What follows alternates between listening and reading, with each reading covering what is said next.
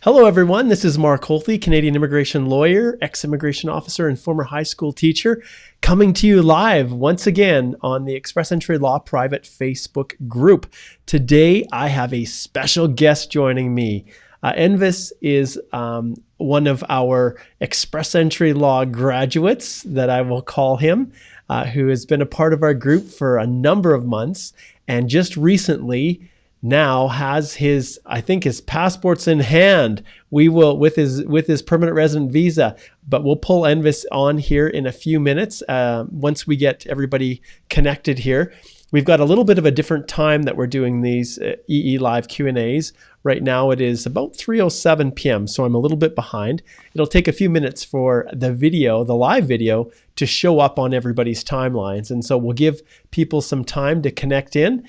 And I just want to remind everybody that today we're going to talk a little bit about how to increase your comprehensive ranking system score, which is probably something that a lot of people are looking at right now, given the thousands and thousands of people that are currently sitting in the Express Entry pool, just hoping for an opportunity for them to receive that magical ITA, like my guest today, Envis, received with his family. And have your dream of immigrating to Canada realized. So looks like people are piling in. That's great. I think this is going to be an awesome EE Live Q&A today. For those of you who are tuning in for the first time, this is a weekly endeavor that I, Mark Holthe, do each week here within the Express Entry Law Private Facebook group. And then those of you who are watching this as a recording on YouTube, on the Canadian Immigration Institute YouTube channel, if you want to check it out live, you can actually get your Facebook account and request to join, and you can be a part of over 121,000 people who are members of the Express Entry Law Private Facebook group. So it's awesome to have everyone here. And without further ado, let's see if we can bring Envis on here with me. All right, I think this is Envis. So Envis, say hello to everybody. Hello, Mark, and hello to all the listeners of Q&A live videos. Excellent. Well, I'm super, super happy to have Envis joining me today. It's a little bit of a daunting thing to come on as a live guest here. And so Envis was courageous enough to join me. I asked Envis to come on because his experience and his journey was not without its challenges. And he had a lot of little bumps along the road that he had to rectify. And Envis started off by using my Express Entry Complete Step-by-Step Guide to doing it yourself. And we'll have him chat a little bit about that and that experience. And then he also booked a number of consultations throughout his journey with me as we resolve little issues as they came up. So Envis, why don't you just take a few minutes and just talk a little bit about yourself, where you're from, and how you decided to get into this whole crazy world of Express Entry. Well, as a kind of small introduction, I'm 30 years old and I'm originated from Albania, even though nowadays I'm living in the Netherlands, as I'm having a master's degree here in the Netherlands. Well, the first contact with the Express Entry was quite occasionally through your Express Entry Facebook group. To be honest, it was my first, let's say, getting my first knowledge to what was Express Entry, what were the ways of immigrating to Canada, etc. And then I would describe the whole journey as two kind of really important battles. The first battle is today's topic, so getting enough comprehensive ranking system scores to be qualified for an ITA. And the second battle, which for me it was the most important, was how to qualify and how to prepare everything for your permanent residence.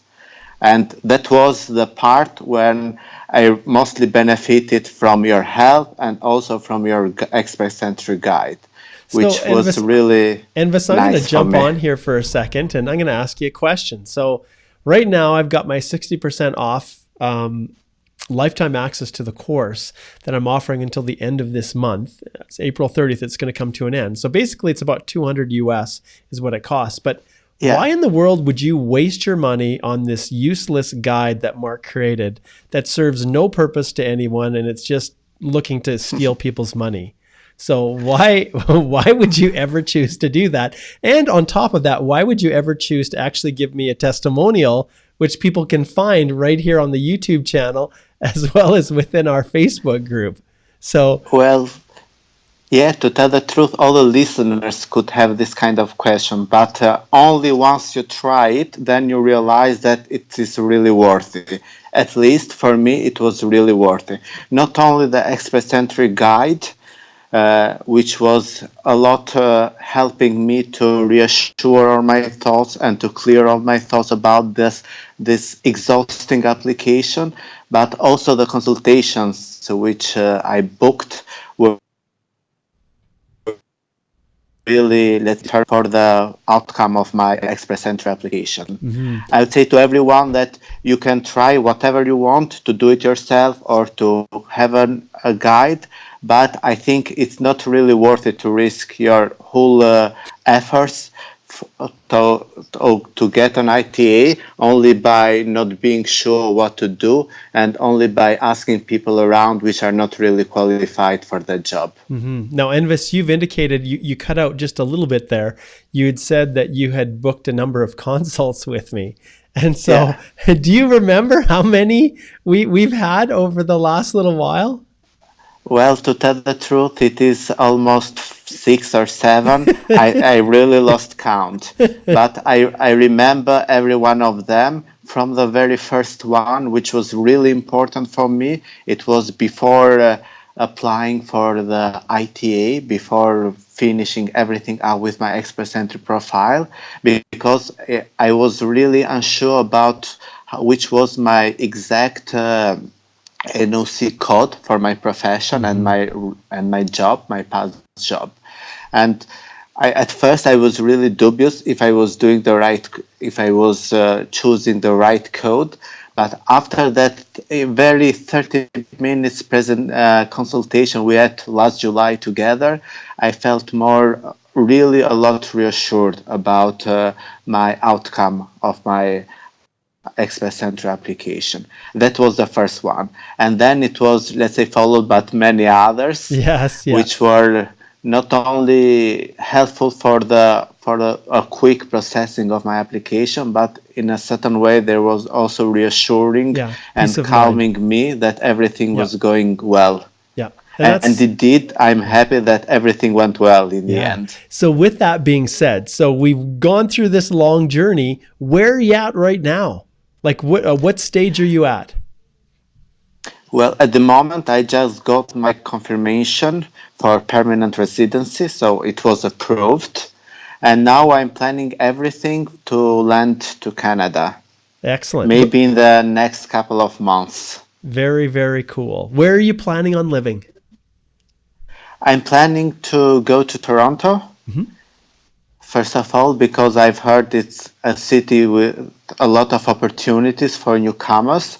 And then I hope there to find a job as a compliance specialist, which was what I used to do in the past before intending to come to Canada. Excellent. That's wonderful. Well, this is super, super exciting. How does your family feel about this? Are you a little bit nervous? Are you excited or? Well, to tell the truth, it's still something like you just woke up of a dream and you don't know if it is still true or not. But yeah, I would say that I feel really positive now after this journey. Oh, that's wonderful. And that's why I wanted this video today to reassure everyone that it is quite a tough journey, but you just have to do the right thing in the right time to not to take unnecessary risk. And if you are careful, everything will go well, I suppose. Yes. Awesome. Well, that's fantastic. Well, Envis, it's been just an absolute pleasure having you join me. It's been a while since I've had a guest on. And I want to say thank you so much for taking the time and sharing your experience and your story. I know all of the listeners and those that are tuning in live wish you all the very best, and hope that they're the next ones that are going to be in line to get their passport request and receive their confirmation of permanent residence. So very exciting. So thank you so much for joining. Do you have any last words of advice for everyone that's going through this difficult journey? Well, my last advice would be to everyone to be patient and to work hard, because if you make the right efforts, if you work hard, you can achieve everything. But you just need to have the right people behind you to consult you. Awesome. Great. Well, thank you so much, Envis. It was a pleasure having you join me, and I wish you and your family all the best. The pleasure was mine. Okay. Thank you care. very much. We'll I see wish you. all the best to all the listeners. Bye. Bye. Excellent. Well, that was awesome. So I'll say goodbye to Envis here, and he joined me here via Skype. So I'll say goodbye to Envis, and then we'll continue forward with the EE Live Q&A. Take care, my friend. Take care. All right. Okay. Well, that was awesome. It was so cool. You guys have no idea the battle that Envis had and the number of challenges. And, when we went through this whole process, Envis submitted his application on his own. He used the guide, and then he booked consults periodically with me when he ran into issues. And I know Envis and we had some discussions about how much he'd actually spent in follow-up consults with me, and whether or not it would have been just better to hire me directly. But you don't know those things. Like, at the end of the day, you do the very best you can. Express entry looks like it's simple.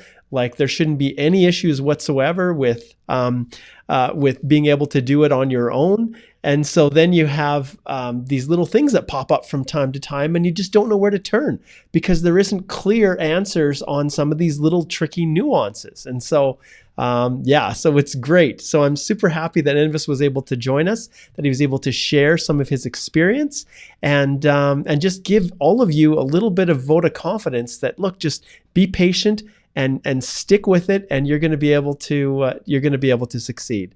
So cool. All right. So now we've got I think I've got everything queued up here for the most part with the people that are tuning in live. I want to thank you guys for joining me at this crazy hour. We've got lots of different comments here. Those of you who are tuning in live now, just post in the comment section where you're tuning in from, because I love to see where people are listening. So just type those in the comment section. And then as we're transitioning, I wanted to let you guys know as well that today is the day where I'm going to talk about how to increase your comprehensive ranking system score. And so I think the best place to start with this, as we're soldiering through this area, is to actually go to the comprehensive ranking system tool. And so I'm going to just type in the comment section. If you type in CRS tool EE IRCC or CRS calculator, which many of you are familiar with, it's a good place to start. But I'm going to pull that up, and I'm also, for the purposes of this little demonstration, we're also going to look at the CRS criteria. So those two little pages are going to be the source of our information. And so those of you who want to follow along at home, I'm actually going to put those into the chat here, both of these links, and you can actually then have access to exactly where I'm going for the information that I'm sharing. I will also try to push those links out into the description on the YouTube video once it's been posted. Okay. All right. Let's just take a quick look and see where people are tuning in. And I recognize that it's like 3 o'clock or 4 o'clock a.m. in the morning for folks in India. And so you guys tend to form a large part of the listeners of this. So I apologize that this timing isn't the greatest for you, but we'll look at maybe making some changes later. All right. Kamal is in Adelaide, Australia. Very cool. Muhammad is Iraq. Neva is the Philippines. Great.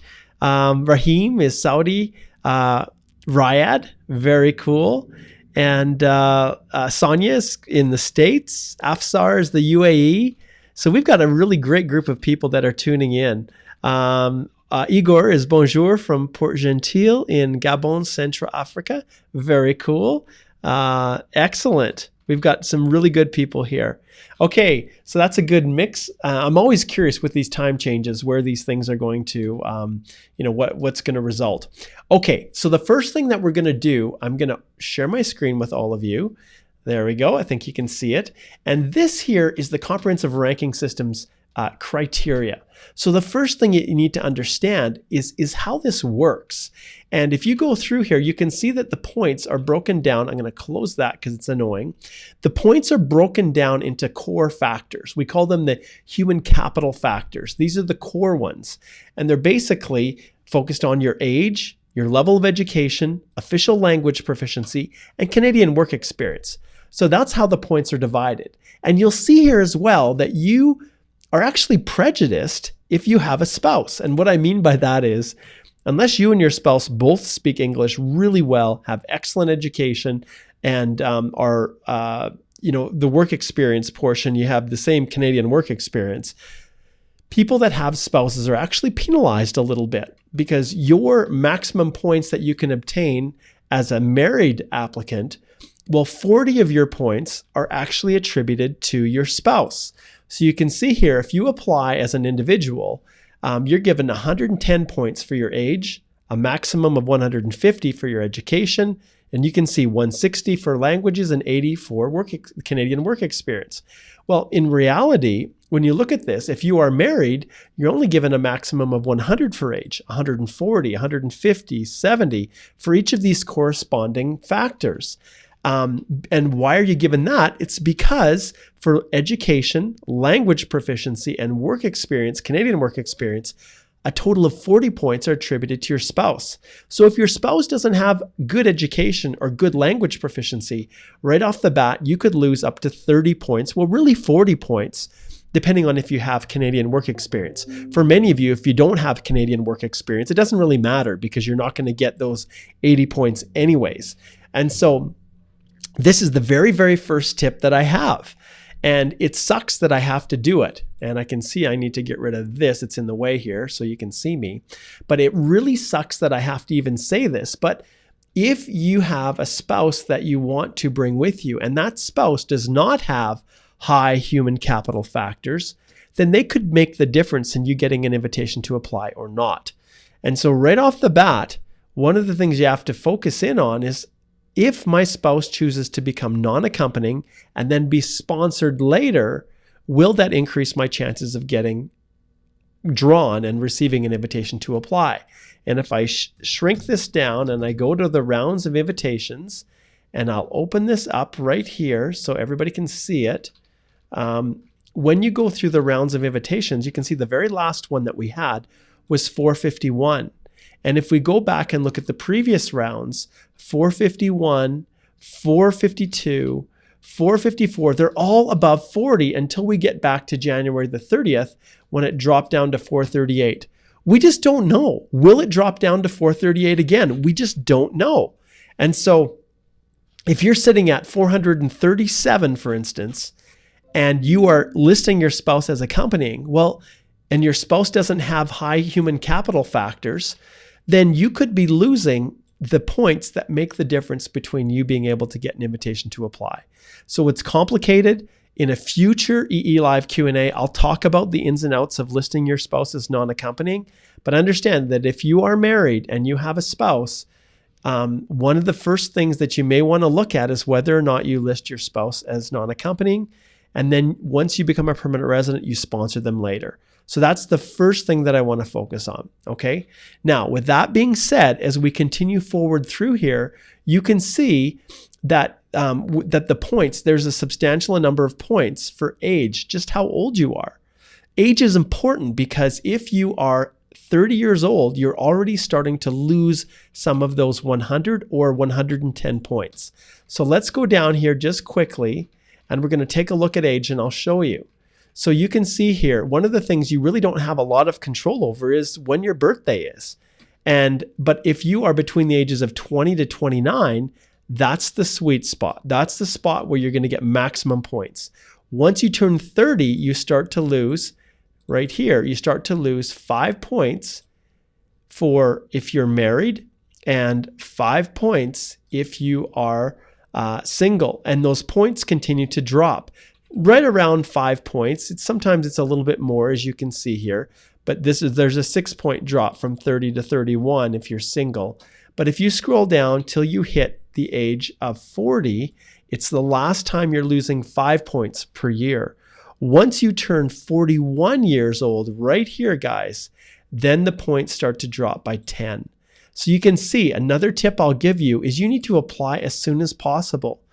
Don't wait. If you have an opportunity to go through Express Entry now, the sooner you do it, the better. Because once you hit the age of 45, you're not getting any points. And so for me, based on Express Entry, I'm a 0, right? I'm getting no points because I'm over 45 years old. All right, so that's the next thing that I wanted to address with you, is with the age. So if you go down here, you can see age. You can't control that other than applying as soon as possible. The next thing is level of education, all right? And so if we go and look at our level of education here, obviously, the more education that you have, the more points you're going to get. If you're sitting at a bachelor's degree, well, the most you're going to get is 112 points if you're married, or 120 if you're single. So how do I increase my education? Well, you have to think, does it make sense for me to go and take one more year of education? Maybe a 1-year diploma. And why? Well, if you already have a bachelor's degree that's at least 3 years or more, you can bump up 7 more points right here from 112 to 119, or 8 points, 120 to 128, by taking one more year and getting one more educational credential. And it just needs to be a year, a certificate, diploma, or more, because then you combine your bachelor's with that one more credential to get this level of education. But here's one of the drawbacks. When you increase or decide to make that decision, understand that it's going to take another year of your life. So if your age, if we go back to age, if you're sitting at 29, let's say, and you've got 100 points, if it takes another year to get that diploma, depending on when your birthday is, you are going to turn 1 year older and lose potentially 5 points right here, or in some cases 6 points, all the way down to, if you're turning 40 to 41, you're losing 10 points. So does it make any sense if you're under 440, let's say, as the barrier, to get another for education, going to school for a year, to get 7 points, when if you're changing age, if you're turning 41 and you're losing 10 points for age, well, there's no advantage. You're actually losing 5 more points by waiting a whole other year. So that's what you always have to take into consideration. Is it worth it for me to go to school? Is it worth it for me to take one more year? Because every year, depending upon your age, you're going to also be losing points for age. So that's another thing. But maybe you say, one more year, well, maybe I've got a bachelor's. It makes more sense for me to get a master's degree. Well, if you upgrade to a master's degree, then you fit within that master's professional category. And you can see here, you've got an additional 14 points from 112 to 126, or 15 points from 120 to 135. So by completing a master's, if it's a 1-year master's, then that's great. If it's a 2-year master's, then remember, you're losing, depending upon your age, you could be losing 2 levels of age points. So you could be losing 10 if you're within that 30-year range, going from 85 to 75, for instance, if you're 32 and you're going to be 34 when you complete your master's. Or worse, if you're 40 and you go to 42, you're losing 20 points. So you can see how important it is to apply for Express Entry as soon as you possibly can. Okay? And this is what the government is focused on. So that's education. And then the next is official language proficiency. Now, I didn't address that right off the bat, just because I've been going in the order of these factors. But hands down, if I was to rank the order of priority of things that you can choose to do, if you're married, listing a spouse as non-accompanying may be a huge point benefit, as we indicated here, because up to 40 points are attributed to the spouse. That's a massive jump. But It takes time to get education. It takes a year at least, or maybe 2 years, depending upon where you're at. And that will require you to sacrifice often age points. But when you're looking at official language proficiency, technically speaking, if you really rock the IELTS test and you can really bump up your score, that can make a massive difference. So if we scroll down here until we get to the age points, you can see that 128 maximum points if you're married, 136 maximum points if you are single. And every increment of points, and remember, this is on the Canadian language benchmark. So this CLB, this isn't the same score as on the IELTS. The IELTS scores are different numbers, and then you convert them. And so if you're looking at meeting the minimum entry criteria, if we go here, and let's just do this so that everybody can see, equivalency chart EE. Let's see if we can pull it up here. Okay, so here's the language equivalency chart, and you will see here the CLB scores are here. For the CELPIP test, they're identical. So whatever the score is you receive in writing or reading or listening, that's the CLB score. For IELTS, you'll see here, the minimum entry to get into Express Entry if you're outside of Canada is a CLB 7. And what is that? That's 6s all across the board for IELTS. But I'll show you when it comes to scores, if we're looking at getting a CLB 7, which is 6s across the board for the IELTS, you're only going to get 16 for each of those individual abilities, or 17 if you're single. So it's really a small number. But if you go from a CLB 7 to a CLB 9, and I'll talk about this in a second, you can not only jump a total of, and you can see the points, you're going from 8 to 22 here. And so when you're jumping that big of a gap, or 9 points for each ability to 23, it amounts to a lot of CRS points.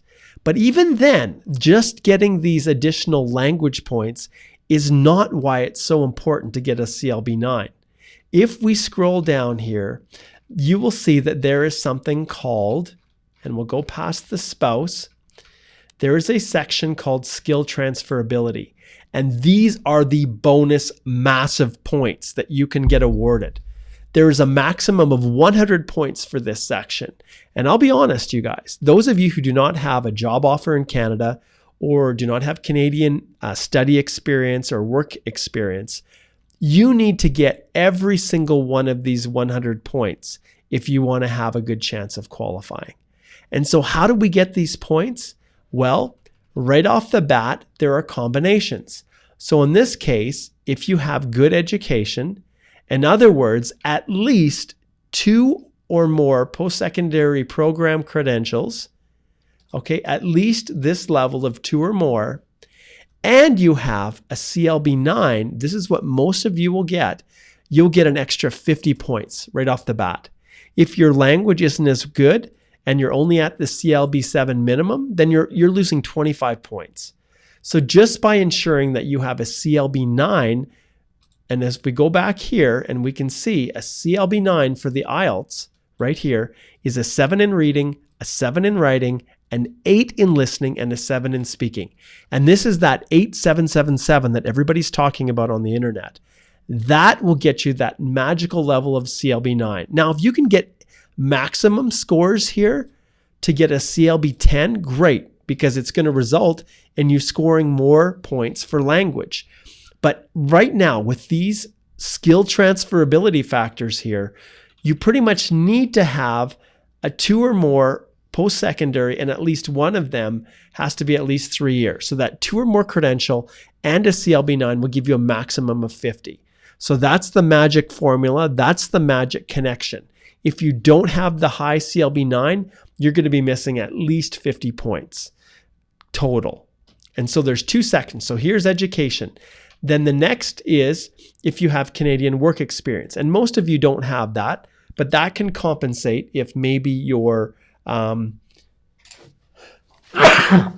if maybe your language isn't perfect, if you have Canadian work experience, that can help to compensate for it.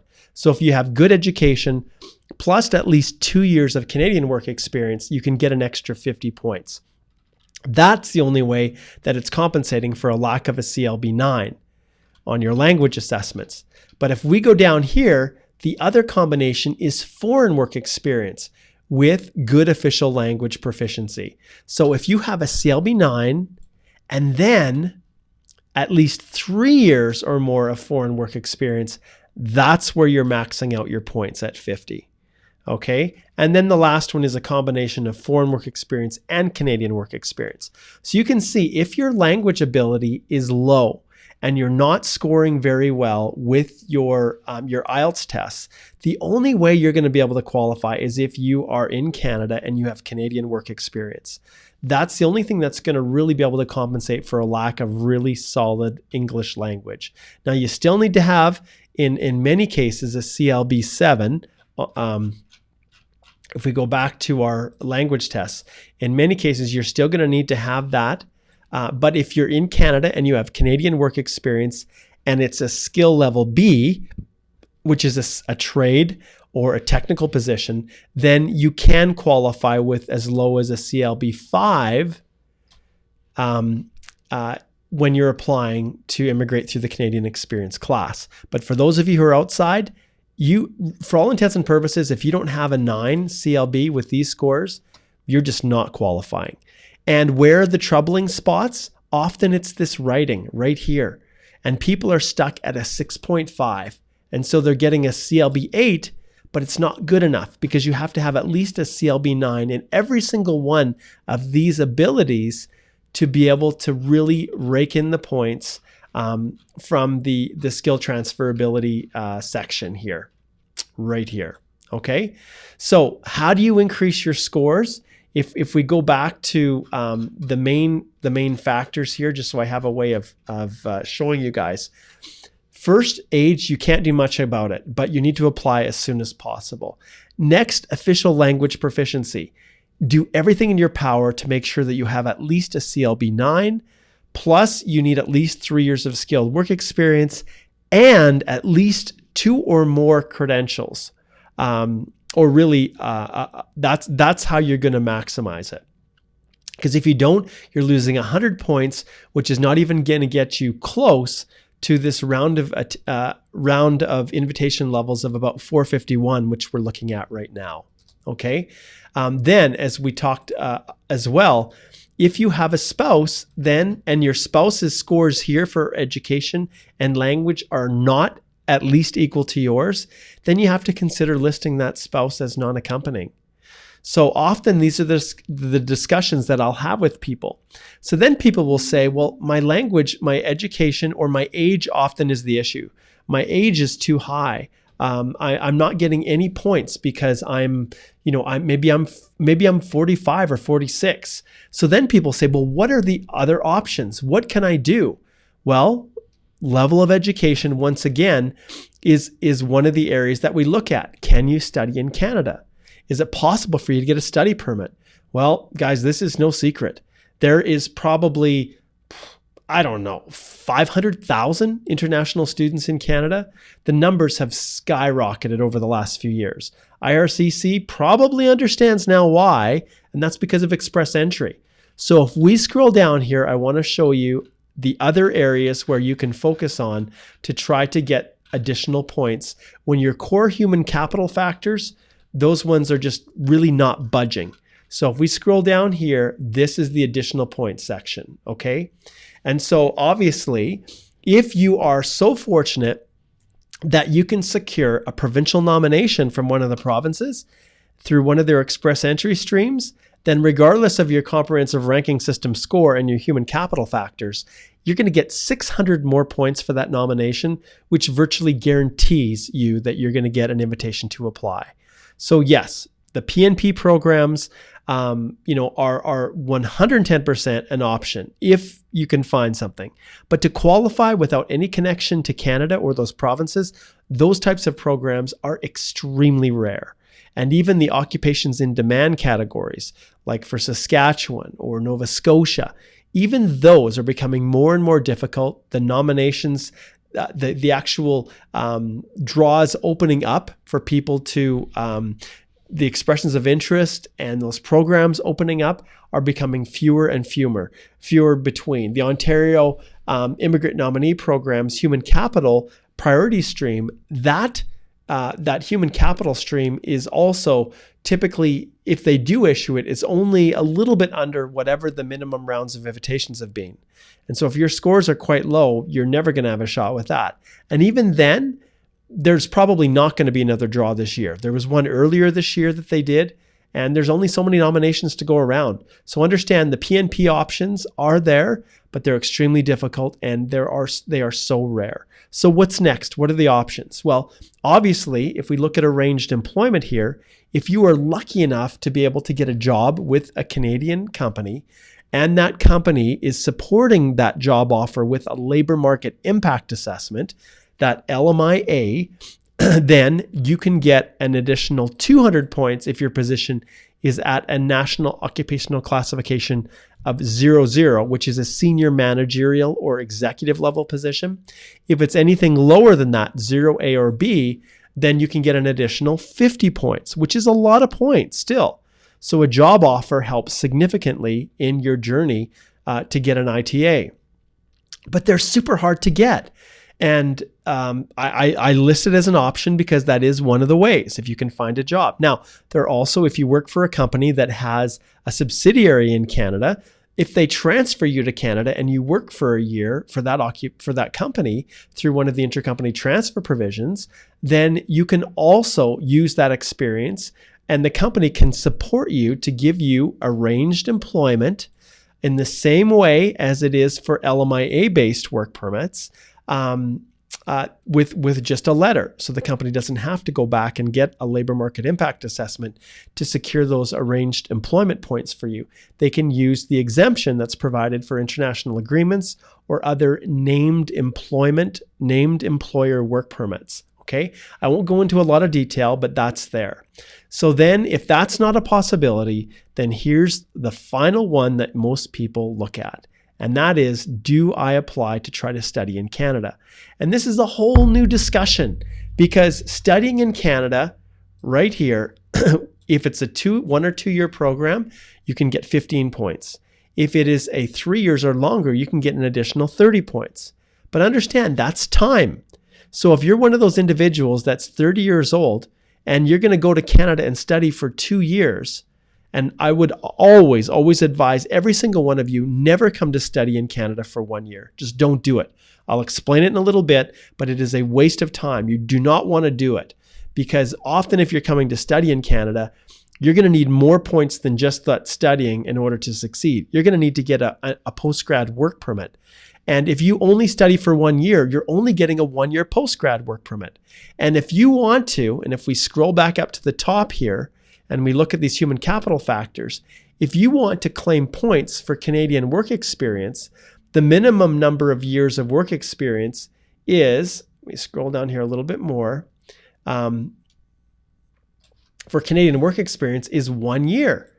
And I can tell you that if you're looking to graduate from a 1 year program, you're only given a 1 year work permit, it is really hard to find a company who's going to hire you in a skilled occupation and you be able to work for an entire full year from the moment your work permit is issued all the way through till completion and have time to submit your express entry and do everything else. There just isn't time.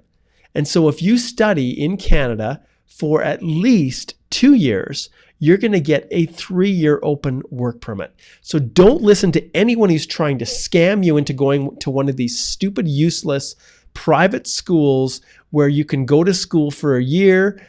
Half of the time, the agents overseas are just trying to ruin your life, steal your money, and then give you no opportunities for express entry because many of those schools that they're scamming you don't even have the eligibility because they're not recognized by IRCC as a designated learning institution to grant a post-grad work permit. And while I'm at this, let's just go here and I'm going to type in IRCC designated learning institution and I'll just type in education. Let's see if we can find it. This is the list right here, designated learning institutions. And I want to show you something. So I'll take Alberta and I'll show you here. And let's enlarge this just a little bit. Sometimes these screens don't work as good. Okay, I think you can see it here. Okay, so this is great because you can see here a special section that says offers right here on the right, post-grad work permit eligible programs. So if you look here, this lovely school, ABM College of Business and Technology, yes, it has a designated learning institution number, but no, it does not offer programs that are eligible for the post-grad work permit. And you can see all of these schools. You can see all of them. I've just sorted in Alberta just by offering programs. You can see how many, yes, have a designated learning institution so you can get a study permit, but no ability to get a post-grad work permit after, right? So always go through here and look at this carefully. And I'm still going. I'm in the E's. How many of these? There's so many that don't. So what you want to focus on is the ones that do. So Alberta University of the Arts, yes. Bow Valley College, yes. Okay. So don't make the mistake of being scammed by these horrible scammers out there who are just looking to steal your money. Don't. Go to this site, and I will actually copy this, and I'm going to jump over to our page, and I'm going to post it right there. And I'll try to remember putting these links on the Canadian Immigration Institute page as well. But you have to be super careful and not be scammed. So back to the question here, what we were looking at. Okay, so when it comes to, to actually going to school, if you do study in Canada, you can get an extra 15 or 30 points. As I've indicated, if you want to then, after you've studied, be able to work, make sure that you don't attend any school that's lower than a 2-year credential. So if that's the case, remember, depending upon your age, you're going to be losing age points. So you need to map it out. You need to factor in how many years it's going to take for you to get your education and where your birthdays are and how many in that time period, how many points you're going to be achieving. Okay? Because that will let you know whether or not you can then, after studying in Canada, getting an open work permit as a post-grad work permit, whether or not you're going to then be able to, if we scroll back down here, get those additional points for Canadian work experience, because they are really massive. They're bonus too. 1 year, 35 as a married person, 40 as a single individual. And then it just goes up 46, 56, 63 to a maximum of 70, depending on how many years you work in Canada. But remember, your age is always dropping. So these are all the factors that I look at. But I can tell you, when I'm advising people as to whether or not they should come and study in Canada, the first thing that I look at and I focus on is right here, is the age. Because guys, even though you may still be getting some points for age, you can see even though you're 35, you're still getting 70 points. The reality is it comes down to whether or not you're actually going to get the study permit. And if you have had a large gap from when you started school, completed your original bachelor's degree, and now you want to study for a master's in Canada, if you've got a large gap there in years, you're going to have to really produce a really good education plan to show how this education is actually going to benefit you. And remember, and I'm going to go back here so you can see my ugly mug. Remember that when you're applying for a study permit, the whole object of that study permit is to come study in Canada and then go home and take that Canadian education to advance your employment prospects in your home country. It is not designed as a way to increase a pathway for permanent residence through express entry.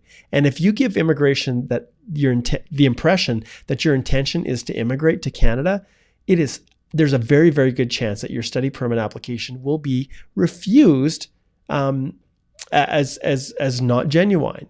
That your intention of coming and abiding by the temporary conditions of that study permit are not genuine. And when it comes to that whole determination of significant ties to your home country, you're not going to be able to prove that you actually intend to return and study in that country. So this is where we run into issues with people who ask me all the time, should I submit my profile now or apply for a study permit? Well, guys, I'm going to go back and share my screen again. If you are sitting in a situation, and we'll go here to the rounds of invitations, where your score is around 430, and we know that it has not dropped down to 430 for probably over a year. If your score is at 430, you know that there's no point putting your profile in the pool subject to some miraculous expression of interest from a PNP. And that doesn't always happen. But if you have your profile in the pool and you then decide to apply for a study permit to try to get those extra points that we talked about here, the extra points at the bottom for education and then being able to actually work in Canada, an officer is going to look at that critically. And they're going to try to decide whether or not they actually believe that your intention to study in Canada is truly to advance your employment prospects in your home country or your opportunities in your home country. So I always look at my clients, I look at their age. If you are over 30 years old and you're looking to apply for a study permit, it's possible, but that age, once you start to get upwards in age, especially when you've got a lot of prior work experience, they're going to question whether or not the desire to study in Canada is legitimate. All right. So you have to factor that in because you may not even be able to get the study permit. But that, guys, really is kind of the overview that I would share with you. And so if I was to once again go back in and just highlight kind of the factors that I look at when I'm doing this assessment with my clients, just to recap: age, apply as soon as you can. Language proficiency, CLB 9, that's an 8 in listening and 7 in everything else on the IELTS, or a level 9 on the CELPIP for all abilities. That is a bare minimum, okay? Hands down, bare minimum. Then if you want to look at your education, then yeah, you could do another credential that could increase your score. So that only takes maybe a year if you're doing it outside of Canada. If you're coming to Canada, unless there's 100% guarantee that Canadian experience is going to give you the extra points, with a 1-year credential, you're never going to want to do that. Always look for going to school for at least 2 years so you have the ability to get the open work permit after. And so that's an option for education. And then, like I said before, job offers, 100%.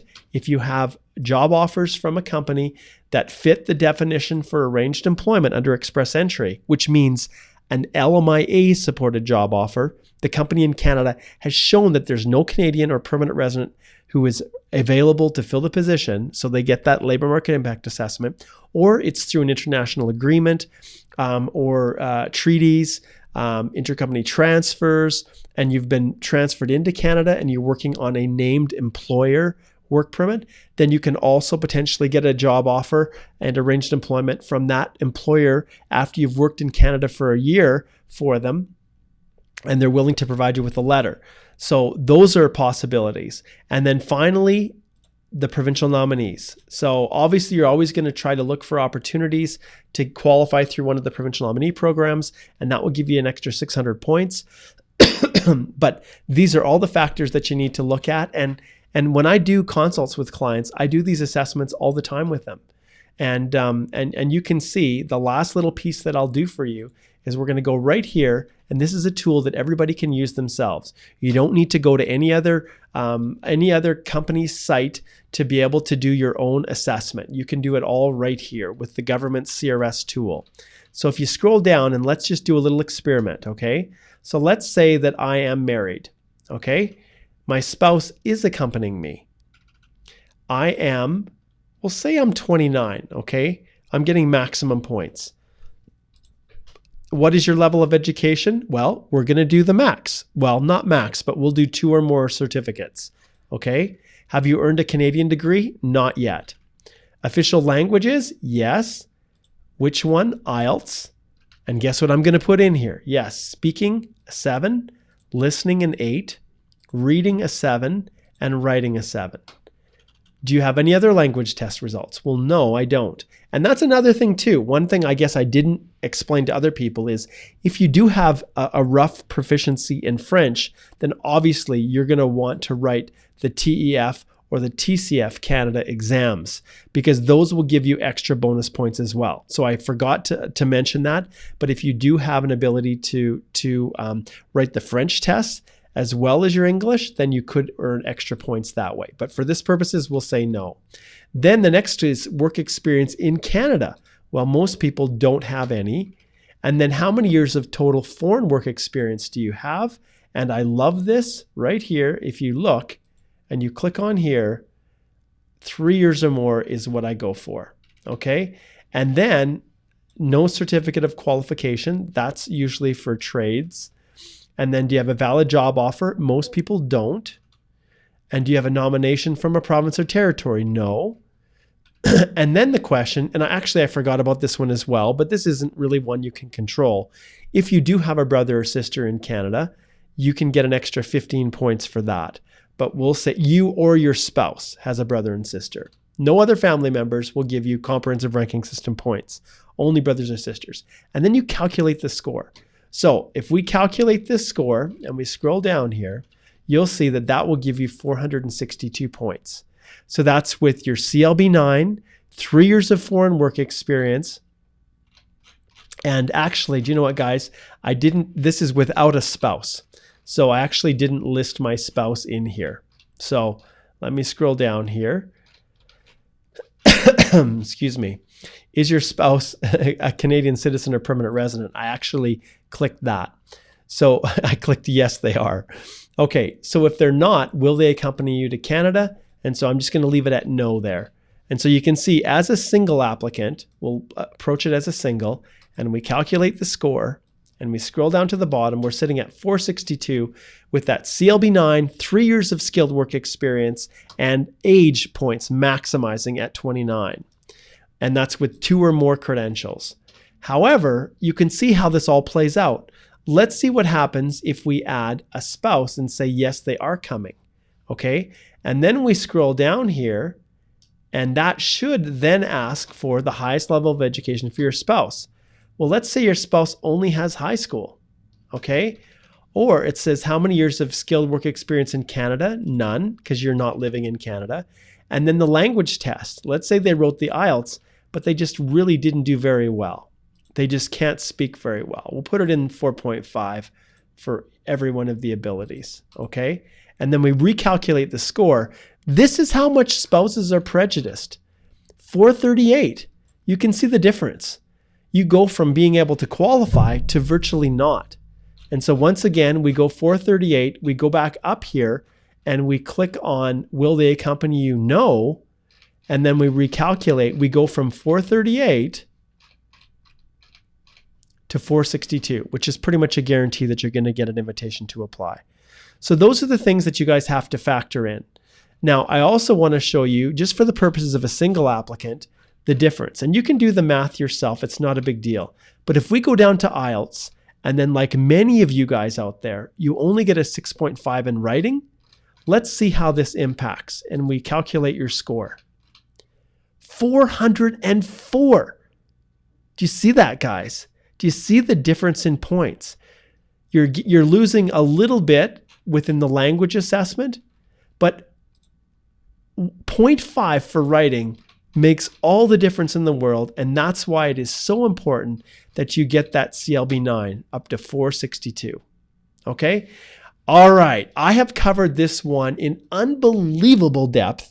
And I know that those who've tuned in, if you're looking to watch it again, if you missed the beginning, then it will be posted up within our Facebook. I'll put it in one of the announcement sections. Actually, I'll show you where this is going to go. This is actually going to go, I'm going to go back here. At the top of our Express Entry Law private Facebook group is an announcement section right here. You can see it. This is where my previous EE Live Q&As are posted, okay? And if you click on See All here, you'll be able to see all of the many, many videos and other things that I have posted within the announcement section here, including all the past videos, even the voting on when the best time would be for to do this. And you can see Thursday afternoon, 3 p.m. That's why I'm doing it at 3 p.m. Okay, there was a ton of people who voted for that. And so if you scroll down to the very end here, you'll also see, if I can get to it, my fee structures. And I don't really do a lot to advertise this, but all the different plans that I have: consults, EE guide, bronze plan, silver plan, what's included, what isn't included, and my gold plan. And you guys need to read that, because when you're asking me, Mark, how much do you charge for whatever service you're offering? You guys need to compare exactly what this representative is offering. Do they help you draft your letters of explanation? Do they vet your documents, or do they just take whatever you give them and then submit it? So that's what I want you guys to focus on. And remember, we will be posting it right here in the announcements section. Okay, so you can go back and you can watch that. All right, so that there, I better find our, I'm going to go back here so you guys don't have to watch that. And then I'm going to go back to the live one so I can catch up to everybody's comments here. Okay.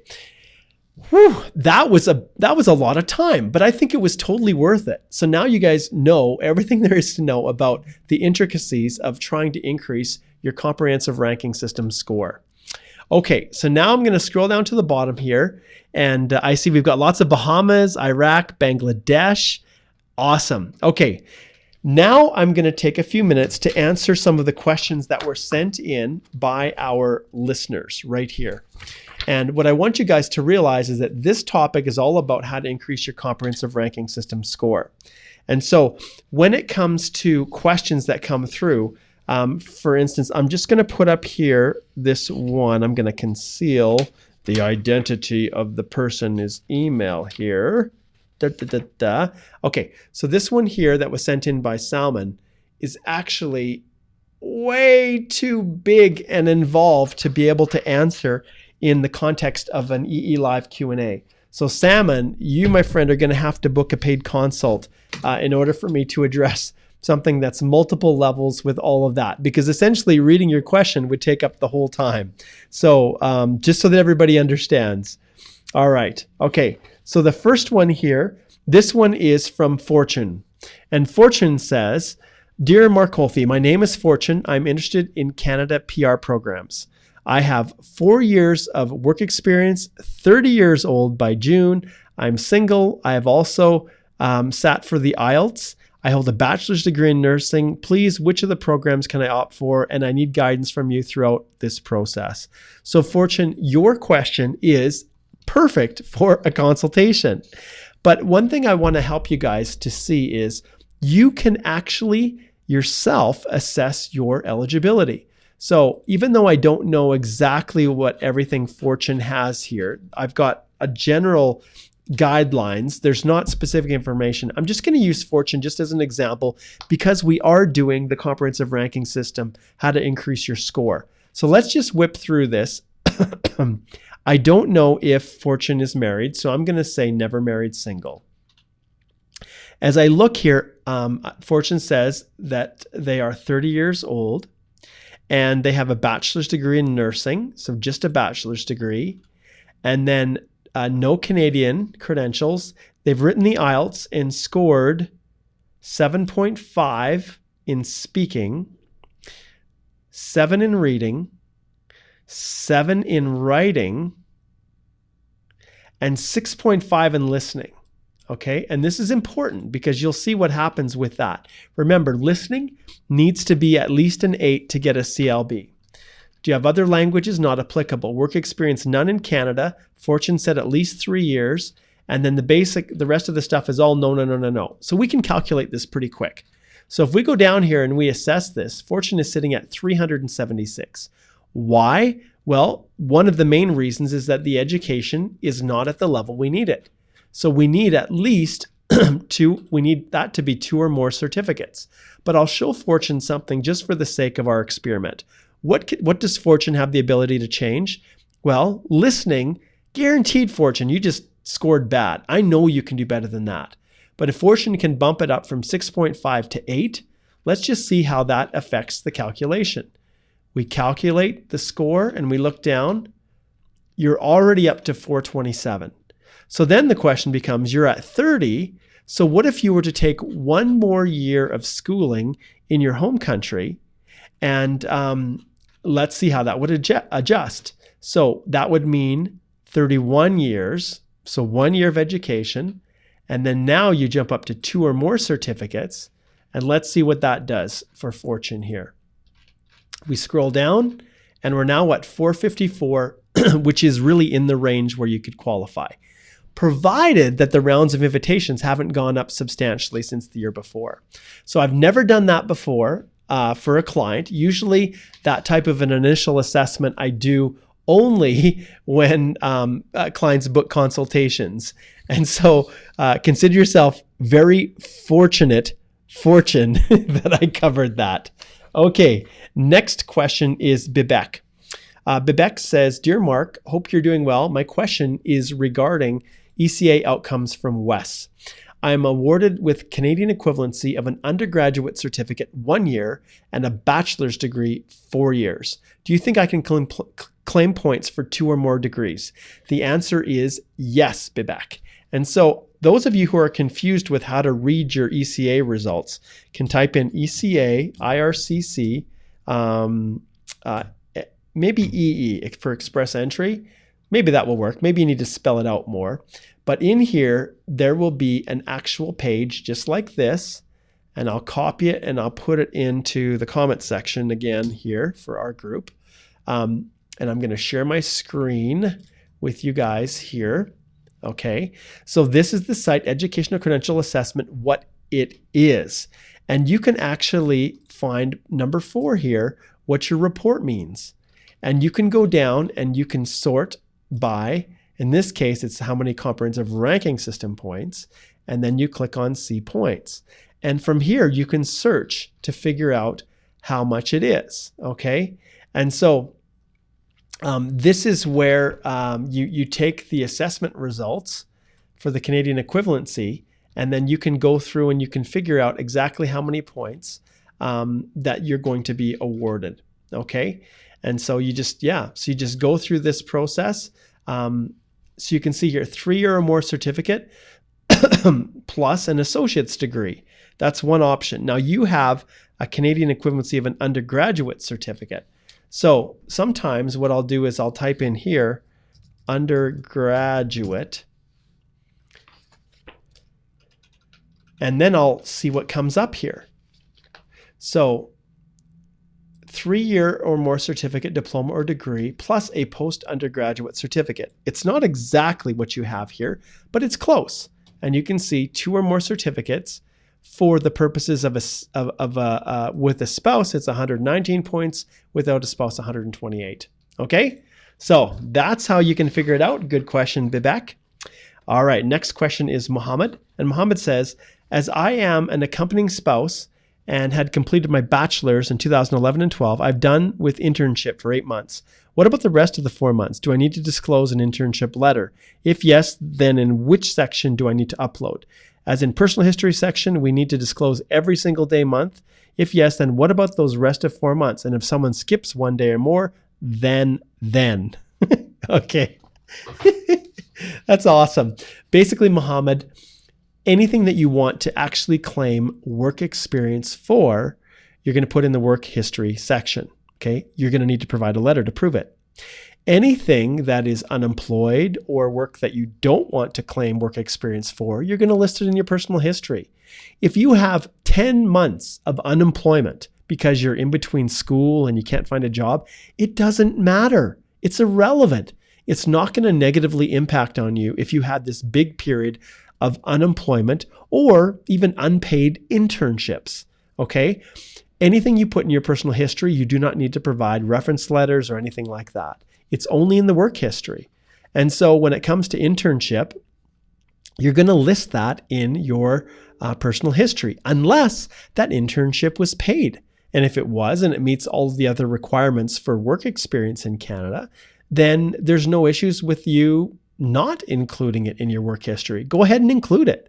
But understand, anything that you include, you need to provide a reference letter to support it. Now, in this case, I'm actually going to qualify that last statement by a little bit because I see here, as I am an accompanying spouse.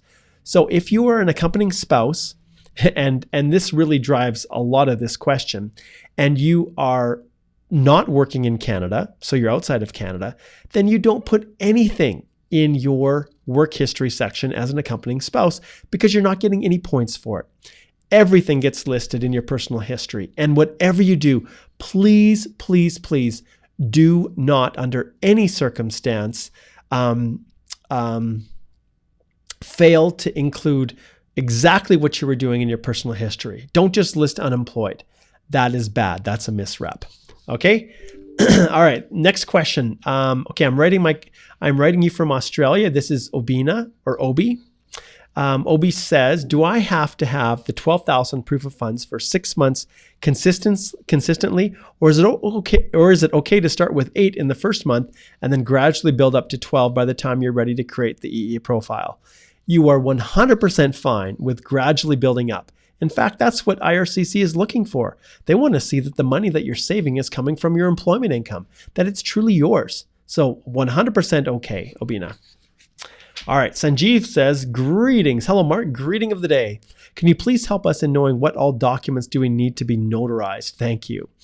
Okay, let's take a quick look here, Sanjeev, so that you can see what I'm referring to.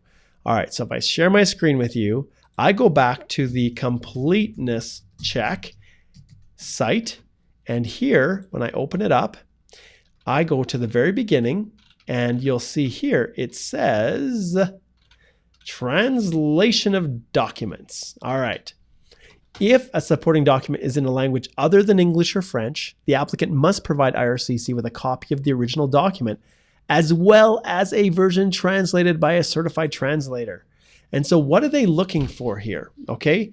You say, which one needs to be notarized? Well, you need to provide a copy of the English or French translation, an affidavit from the person who completed the translations, and a certified photocopy of the original document.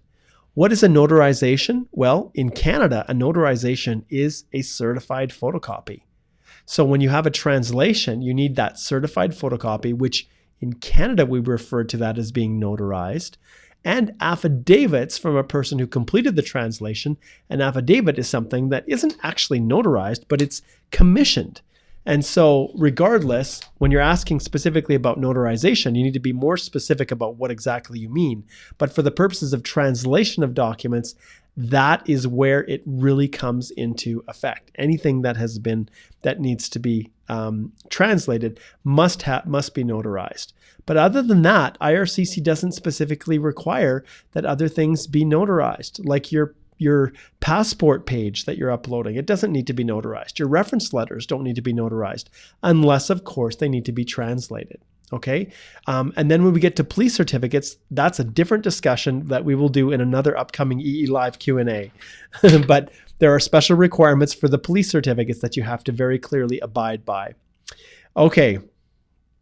All right. The last one here that I have that I want to share with you guys is from Emeka. And Emeka says, your express entry guide has made my application. I didn't read these in advance. Stephanie screened these through for me. Has made my application a stroll in the park. I was denied a student visa application in the US in 2003, and when I inquired, they said it was due to my inability to demonstrate strong ties to my home country. That's exactly what I was talking about. You guys who think I'm going to apply for a study permit to Canada to help my express entry. Well, ties to your home country is one of the issues. So in this case, Emeka was refused a study visa to the US, but the same principles apply. Does it constitute a refusal under the statutory questions section of the EAPR? And if yes, is my explanation enough? And will it impact negatively or delay my application? I look forward to your response. Emeka, great question, my friend. No, it will not hurt your application at all because you are applying for a permanent residence, not temporary residence. You're applying to move and immigrate permanently to Canada. So who cares if another country thought you wouldn't go home if they gave you a study permit or not, even for Canada, whether it's the US or Canada or anywhere. So there's no harm in that happening to you when it comes to a bare visa refusal for not being able to demonstrate ties to your home country. Now, with that being said, in your statutory declaration, yes, 100%, this is a refusal. And it is 100% something you must disclose. And if you fail to disclose, you then could be subject to a misrepresentation finding, which really is a bad thing. and being barred from Canada for 5 years. So if you have any agents or consultants out there who are telling you not to disclose a prior refusal, do not do it. It is horrible. Fire them immediately. Report them to the consultant association as counseling you to misrep. It's terrible. Okay, great question. Wow, I didn't even realize how much time has passed. It is 1 hour and 9 minutes.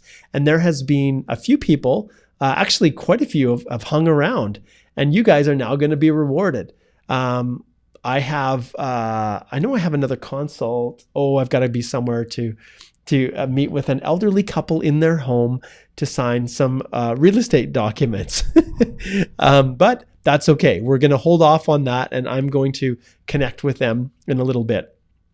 I'm just going to tell Stephanie that she can go home though, because her day ends in about 14 minutes. So Stephanie, if you're listening with this, thank you for being my sidekick, and you can check out and head home if you like. All right. Continuing forward now is the time for you guys to post your questions live. And I don't usually go this long, and sometimes I get carried away, but whatever. Those of you who've stuck it out deserve to get your questions answered. So I am more than willing to answer those. So you can start posting those right now. Okay. So the first one, we'll start with Panache.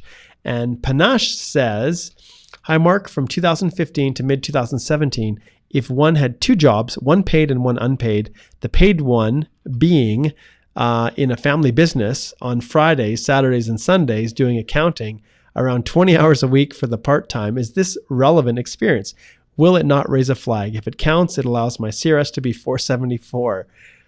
Panache, anytime you're working for a family on weekends, part-time, claiming that you're doing bookkeeping, it's going to be an uphill battle. The onus is on you to prove it. And I'll be honest, I recommend that you actually book a consult so that we can look through this, because when it comes to any type of work with a family business, the onus is higher to prove that it's actually occurred and that they're not just self-serving and just giving you a letter that says you worked 20 hours when you actually didn't. Obviously, the work has to be continuous. And when you have breaks in time like that, you need to be able to justify that the work truly is continuous to meet the minimum requirements for express entry. And so yeah, this one, there's too many factors to be able to assess in the context of this EE Live Q&A, Panache. Okay, Rura says, if I have 2 siblings in Canada, does that give me 30 points or just 15? Just 15, Rura. You can only claim for one of them. Ariane says, chances of getting drawn at 447, IELTS expiring in October this year. I'd recommend, Ariane, that you prepare to write the IELTS again. Is it possible that it goes below 447? Sure. I'm going to hold out hope that it does. But let's face it too. We have a lot of people who are now coming and are studying in Canada and are getting those extra 15 or 30 points for school. Then they're getting their postgrad work permits, and they're getting the extra 35 for 1 year of skilled work experience in Canada. So it's going to be iffy, but keep the faith, Ariane. Okay. All right, Afsar, your question is a little bit longer, but we'll answer it. Hi, Mark. I want to know for adaptability under the Federal Skilled Worker, how is Canadian education assessed? IRCC mentioned 15 hours per week of classes for full-time, but some universities such as U of A consider 9 credit hours, which are equivalent as full-time. Also, if in the last semester of 2-year program, do students doesn't have enough courses left to be considered as full-time, so will he still get 5 points for adaptability? It's really the completion of those studies. So I see here, fall and winter for the first year full-time, second year fall full-time, and winter part-time, because most of the courses have already been taken in the first 3 semesters. Please excuse me if the question doesn't make any sense. As my eyes are keep getting closed as I'm watching this, it's almost sleep time. Yes, my friend. So in those circumstances, what they're looking for is the ECA. Did you complete it's in Canada. So that what they're looking at is the transcript. And what is your program? And was your program for a bachelor's degree? And you've indicated here the U of A.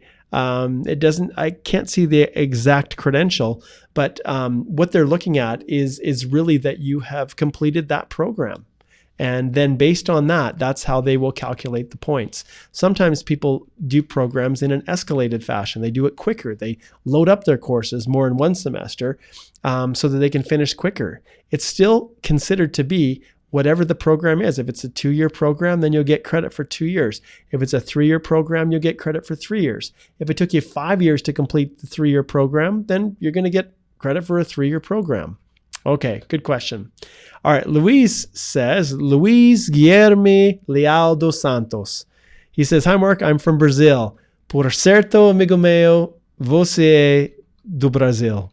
I'm in review, required since November by my Vietnamese police certificate. My file is on CIO Sydney. What can I do to help speed up the process? It has been 5 months as 0 updates or anyone touching my file. Louise, that's a consult, my friend. Not something that I can explain here. We need to connect and go through it and figure out exactly what the issues are. I'm sure you've already done your request for updates as to the access to information in the GCMS notes, but there's a whole host of things, Louise, and there might be many things that are the issue. Okay. Panache says, thanks, we'll book a consult soon. You bet. Ariane says, just finished my master's, have got a transcript and a professional certificate anyway. I can get an ECA ASAP. Well, ultimately, the educational credential assessment, if your master's was completed in Canada, then you're not going to, actually, sorry, I'm confusing people. Ariane, great. Get your ECA. That's what you do. Okay, awesome. I know it's really late for all of you guys all over the place. I want to express appreciation for everybody that is tuned in.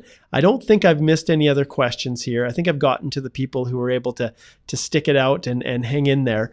If there's anyone out there who has any other questions, then I'm more than happy to answer those. Looks like Louise will also book a consult soon. We'll figure it out, Louise. Yeah, it's hard to know for sure what the issue is, but we can sort it out. Afsar says, any idea how long Abu Dhabi visa office takes these days to stamp visa and issue COPR? I generally say all over the world that a fair estimate is about 4 months, maybe 5 months. It just depends.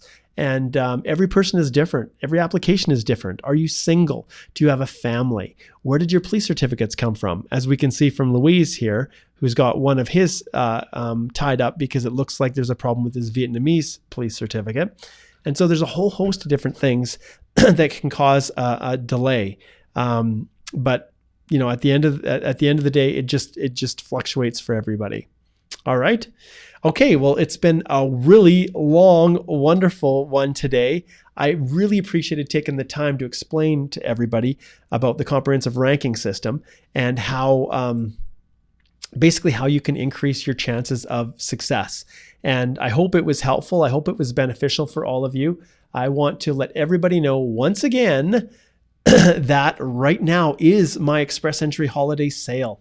So you can get the exact same thing that Envis and I talked about, that complete step-by-step guide to doing it yourself. You can actually subscribe and get lifetime access for only $198.80 US. And all you have to do is go to the Canadian Immigration Institute.com website. And from there, you'll be able to go through, put in coupon code EASTER60. That's EASTER number 60, and you can get access to lifetime access for 60% off the regular price of $497.